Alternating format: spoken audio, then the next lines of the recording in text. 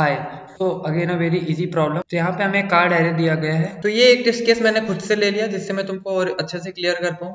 यहाँ पे देखो, हमें क्या करना है, हमें उस सब एरे की लेंथ बतानी है, उस मिनिमम सब एरे की लेंथ बतानी है जिसमें कोई एक एलिमेंट रिपीट हुआ हो, ठीक है। और दो से ज्यादा रिपीटेशन अलाउड नहीं है। तुम्हें नहीं समझ में आया मेरी बात ना? तो ये देखो, यहाँ पे सबसे पहले इस थ्री पे अगर मैं आया तो ये एक थ्री सब एरे है, और क्या इसमें कोई दो एलिमेंट ऐसा है जो सेम है? तो यार इसकी लेंथ ही एक है, तो दो एलिमेंट तो हो ही नहीं सकते यहाँ पे। फिर मैं यहाँ पे भी आया और थ्री और फोर मैंने कंसीडर किया। क्या थ्री और फोर में ऐसा कोई एलिमेंट प्रेजेंट है जिसकी फ्रीक्वेंसी दो हो?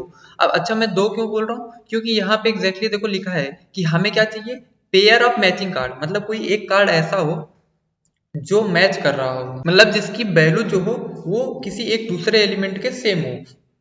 अगर तुम्हें ऐसा सब एरे कोई मिल जाता है जिसमें कोई दो एलिमेंट सेम हैं और वो सिर्फ पेयर में होने चाहिए, मतलब एग्जैक्टली टू टाइम, तो तुम्हें उसकी सब एरे की लेंथ कैलकुलेट करके रख लेनी है, और ऐसे सारे सब एरे तुम्हें निकाल के देखने हैं कंपेयर करके, जिसकी लेंथ मिनिमम हो वो आंसर देना है। बहुत इजी क्वेश्चन। तो फोर पे जब मैं आया तो ऐसा अभी तक कोई एलिमेंट नहीं है। फिर मैं टू पे आया तो मैंने थ्री फोर टू में देखा, कोई भी एलिमेंट ऐसा नहीं है जिसकी फ्रीक्वेंसी एग्जैक्टली टू टाइम्स हो, ठीक है, जिससे मुझे पेयर मिल सके। फिर मैं अगेन थ्री पे आया तो ये थ्री देखो मुझे मिल गया। मतलब मैंने जब इस करंट एलिमेंट में मैं खड़ा हूं ना, तो मुझे पीछे तक आंसर अभी तक नहीं मिला था, और इस वाले इंडेक्स पे आके मुझे आंसर मिला। तो मैं क्या करूंगा, मैं इसकी लेंथ कैलकुलेट करूंगा। लेंथ इसकी कैसे, हेड मेरा यहाँ पे है। अब देखो, हेड और टेल उन्हें समझ में आ रहा होगा जो मेरी प्रीवियस वीडियो देख चुके हैं, क्योंकि प्रीवियस वीडियो का कॉन्सेप्ट ही इसमें मैं यूज कर रहा हूँ। अगर तुमने देखी होगी तो तुम शायद इस वीडियो को देख भी ना रहे हो, या तो तुम इसको एक मिनट में भी कर सकते हो, ठीक है, अगर देख भी रहे होगे तो यहाँ पे हेड मेरा आ गया। हेड के जरिए हम इस पूरी विंडो को स्कैन कर रहे हैं। तो यहाँ तक तो हमें कोई प्रॉब्लम नहीं थी, हम बढ़ रहे थे आगे। जैसे ही मुझे मेरा रिक्वायर्ड कंडीशन मीट कर गया, अब मुझे एक टेल वेरिएबल मैंने रख रखा होगा 0.0 इंडेक्स पे, जिससे कि मैं क्या कर सकूं कि जैसे मुझे यहाँ पे रिक्वायर्ड मुझे कंडीशन मीट कर गई, तो अब मुझे क्या बोला गया था, आंसर कैलकुलेट करना है। तो इस विंडो की साइज, ठीक है, इस विंडो की साइज क्या है, head minus tail plus one. कैसे? ये थ्री इंडेक्स पे खड़ा हुआ है, ये जीरो इंडेक्स पे, three minus zero plus one, तो टोटल फोर लेंथ मिल गया। ये देखो मुझे एक ऐसा सब एरे मिल गया जिसकी लेंथ फोर है। तो मैं एक आंसर बना लूंगा वेरिएबल, और उसमें मिनिमम ऑफ इस विंडो की साइज कॉमा आंसर, ठीक है। तो मुझे फोर लेंथ मिल गया। अब मैं क्या करूंगा, पीछे से एलिमेंट्स को बाहर निकालना चालू करूंगा, क्योंकि मुझे इस थ्री की फ्रीक्वेंसी को अब वन बनाना है। देखो, इसके पहले जो सारे एलिमेंट थे उनकी फ्रीक्वेंसी तो वन पक्के से थी, तभी तो वो कंडीशन मीट नहीं हुई थी। तो करंट एलिमेंट पे आया, मतलब इसी की फ्रीक्वेंसी टू हो गई होगी। तो इस एलिमेंट को तब तक बाहर निकालो, पीछे से एलिमेंट्स को, जब तक इसकी फ्रीक्वेंसी वन ना हो जाए। ऐसा क्यों मैं कर रहा हूँ, जिससे कि मैं अगला सब एरे कंसीडर कर सकूं जिसमें एग्जैक्टली टू एलिमेंट्स जो हों उनकी वैल्यू सेम मिल सकती है। अगर मैं इसी विंडो को एक्सटेंड कर दूंगा आगे, तो इसमें अगेन अगर थ्री मुझे मिल गया तो तीन एलिमेंट ऐसे मिल गए जिनकी फ्रीक्वेंसी सेम है, जबकि हमें ऐसा मना किया गया, हमें सिर्फ ऐसा एलिमेंट खोजना है, ऐसा सब एरे जिसमें किसी एलिमेंट की फ्रीक्वेंसी दो एग्जैक्टली हो।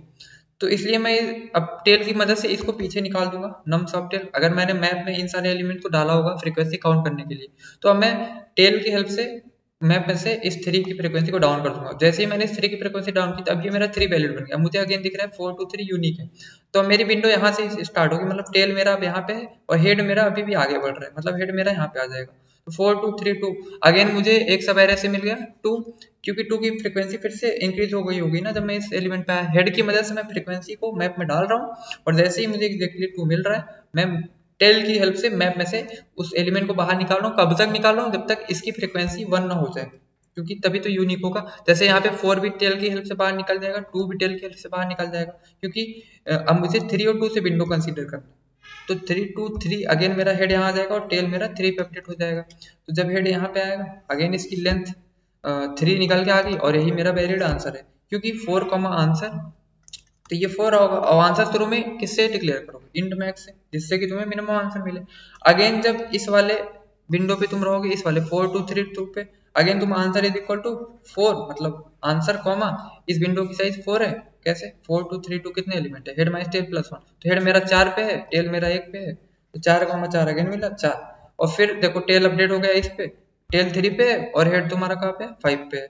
तो answer is equal to four comma five minus three plus one, window की साइज। तो ये तुम्हें आंसर थ्री मिल गया, और यही आला आंसर तुम्हारा वैलिड सब एरे है। आई होप तुम्हें ये कोड समझ में, एल्गोरिथम समझ में आ गई होगी। एक बार मैं कोड लिख के दिखा देता हूँ, फिर मैं अगेन एक ड्राई रन करके दिखा दूंगा एक टेस्ट केस को, जिससे तुम्हें अच्छे से क्लियर हो जाए। तो अभी तक जैसा मैंने कहा था, मैंने कुछ 5-6 स्टेप्स बताए थे, वही फिक्स टेम्पलेट इसमें भी यूज करूंगा। सबसे पहले आपको फ्रीक्वेंसी काउंट करना है हर एक नंबर का, क्योंकि जैसे एग्जैक्टली 2 है, हमें आंसर कैलकुलेट करना है ना। तो इंटीजर का मैं एक अनऑर्डर मैप बना लेता हूँ। इसके बाद में मैं वही सारे वेरिएबल्स यूज करता हूँ जो मैं शुरू से बताता हूँ। हेड के जरिए हम पूरी विंडो को स्कैन करेंगे, पूरे कार्ड एरे को स्कैन करेंगे। टेल स्टिक रहेगा कब तक, जब तक हमारी कंडीशन फेल नहीं हो जाएगी। हम आगे बढ़ते रहेंगे हेड के जरिए, और जैसे ही हेड हमारा जैसे यहाँ पे हमें 2 बार 3 मिल गए, ठीक है। जैसे कि मैं इस 3 पे खड़ा हूँ, इस 3 पे खड़ा हूँ, अब मैं इस टेल का मदद से क्या करूंगा, इस एलिमेंट को बाहर निकालूंगा। टेल को मतलब मैं एकदम पीछे स्टिक करके रख दूंगा। टेल को मैं तब तक नहीं छूंगा जब तक हमारी कंडीशन फेल नहीं हो रही होगी। तो टेल भी ले लिया। इसके बाद मैं एक आंसर वेरिएबल ले लेता हूँ, जिसमें मुझे minimum consecutive cards to pick up, तो मिनिमम नंबर ऑफ कंसेक्यूटिव, तो एक मीन आंसर नाम का वेरिएबल ले लेता हूँ, जिसको शुरू में मैं इंट मैक्स से डिक्लेयर कर देता हूँ। ठीक, क्योंकि हमें मिनिमम आंसर चाहिए ना, तो हम पहले ही उसको मैक्स से डिक्लेयर कर दे रहे हैं, जिससे कि हम जब मिन निकालें तो हमें हमेशा मिनिमम आंसर मिलता चला जाए। फिर हम इस विंडो को स्कैन करेंगे, head less than cards dot size तक जाएंगे, और इसके बाद में हेड प्लस प्लस, ठीक है। तो ये पूरी विंडो को स्कैन कर लेगा पक्के से। और हम क्या करेंगे, मैप में इस एलिमेंट को डालते जाएंगे, ठीक है। मैप में इस एलिमेंट को डालते जाएंगे। अब प्रॉब्लम कब आएगी, जैसे ही मेरा मैप में जो वैल्यू है नम्स ऑफ, सॉरी, जैसे ही मेरे मैप में मैं वाइल लूप लगाऊंगा। अभी क्यों लगाऊंगा तुम्हें समझ में आ रहा होगा, इफ क्यों नहीं लगाया मैंने, यहाँ पे वाइल क्यों लगा रहा हूँ।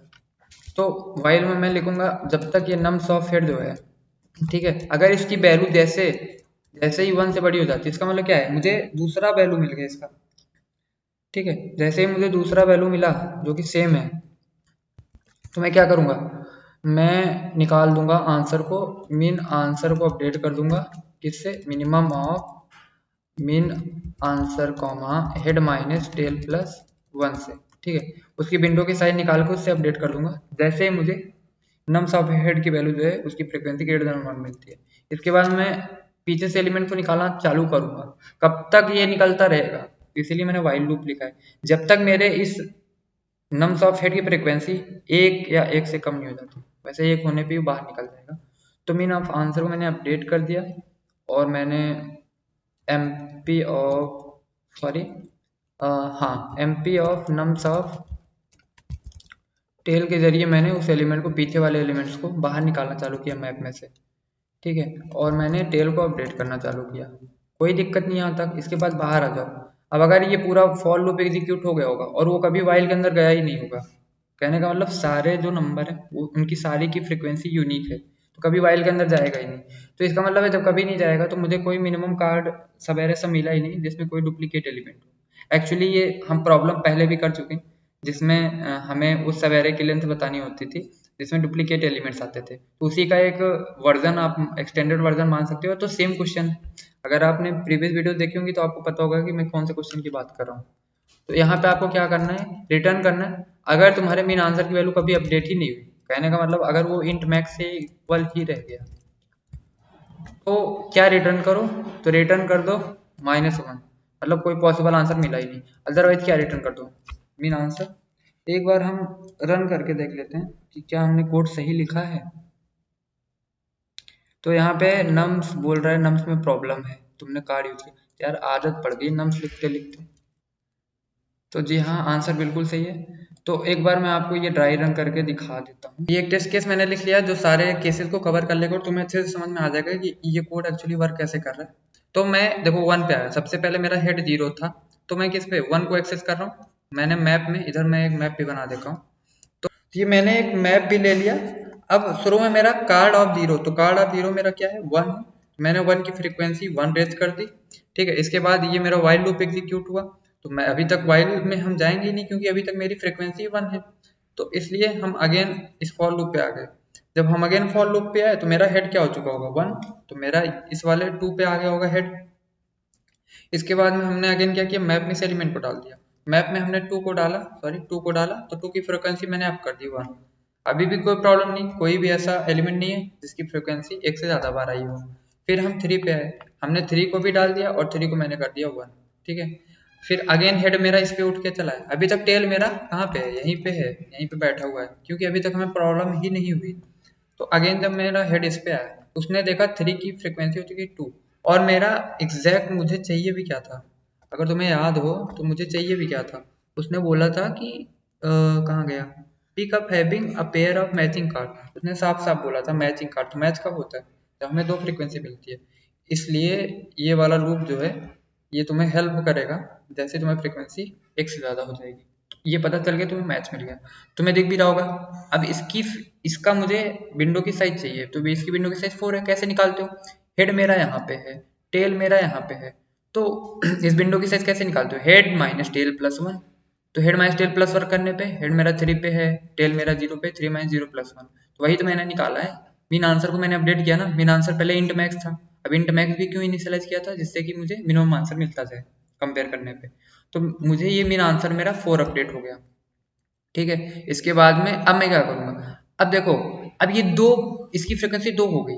अब अगर अगला 3 बाई चांस आ जाता है, क्या हमें वो सवेरे कंसीडर करना है, क्वेश्चन के अकॉर्डिंग नहीं करना है ना। इसलिए तुम क्या करो, इस 3 को तब तक तुम डाउन करते रहो पीछे से एलिमेंट्स को, मैप में से निकाल रखते रहो, जब तक इस 3 की फ्रिक्वेंसी एक ना बन जाए, क्योंकि इस 3 की 2 फ्रिक्वेंसी और ऐसा सवेरे हमें कंसीडर ही नहीं करना है, क्वेश्चन की डिमांड है। तो बस भाई वाइल लूप इसीलिए मैंने लगाया कि 1 भी निकलेगा यहाँ से, 2 भी निकलेगा यहाँ से, 3 भी निकलेगा, क्योंकि जब तक ये वाला 3 नहीं निकलेगा ना, तब तक ये 3 की फ्रिक्वेंसी 1 नहीं होगी।